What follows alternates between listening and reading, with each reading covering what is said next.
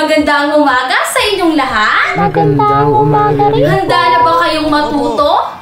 Mahusay kung ganon. Ako ang inyong guro sa Filipino. Ako si Bining-Bining Jessa E. Kahila.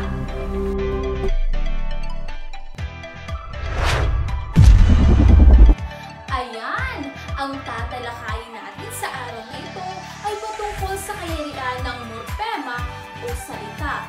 Alam niyo na ba kung anong ibig sabihin ng kayarian ng morpema?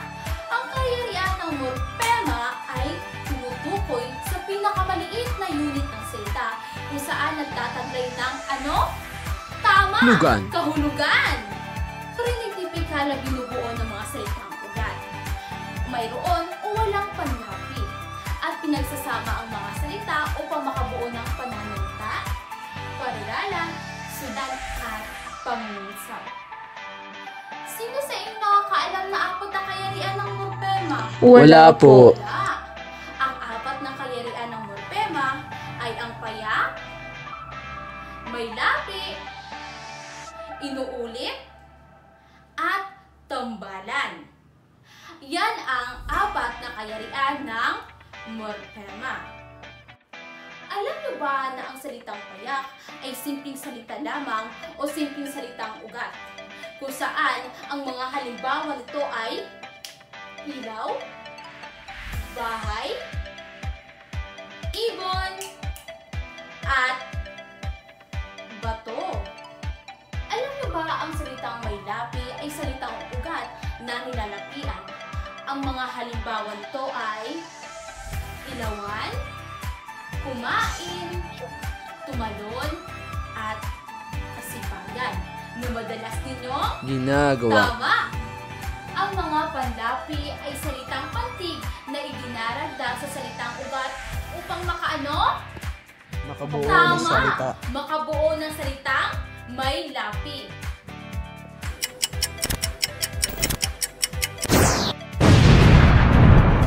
Ayan!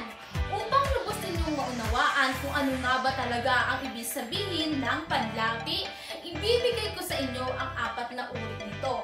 Ang unang-una ay unlapi, gitlapi, ulapi, at kabilaan.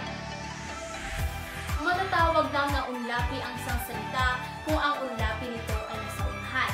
Ang halimbawa nito ay na plus ligo equals na ligo. Ang na, yun ay ang panlapi.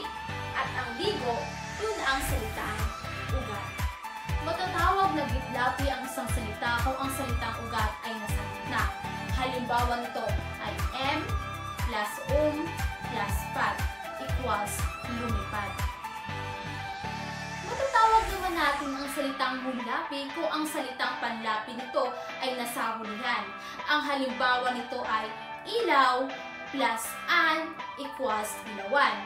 Ang salitang panlapi ay an at ang salitang ugat naman ay ilaw. Matatawag naman ang kabilaan kung nasaan yung kabilaan nito. Halimbawa, ka plus sipag plus an. Ang ka, siya ang panlapi, ang sipag ay salitang ugat, at an, siya ang panlapi, kaya kabilaan. One eternity later. Ngayon ay dadako na tayo sa inuulit. Alam niyo na ba kung anong inuulit? Hindi pa po. Naku, hindi pa. Alam niyo ba ang inuulit ay may dalawang uri ito. Pag-uulit na ganap at pag-uulit na di ganap. Ang pag-uulit na ganap ay pag-uulit ng buong salita at nilalagyan pa ito ng gitling. Ang halimbawa nito ay araw-araw, gabi-gabi, buwan-buwan, pito-pito. Ang pag-uulit na di ganap ay pag-uulit lamang ng bahagi mismo ng salita. Ang halimbawa nito ay uupo, tatayo, tatalon, at aawit.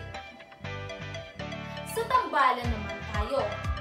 Ang tambalan ay pinagsamang salita upang makabuo ng salita.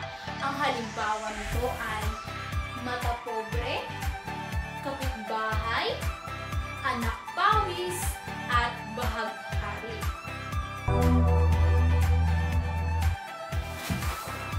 Ayan! Lubos na ba ninyong naunawaan ang 4 na uri na kayariang morpema?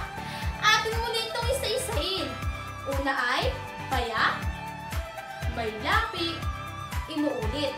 At ang inuulit ay may 2 uri. Pag-uulit na ganap at pag-uulit na di ganap.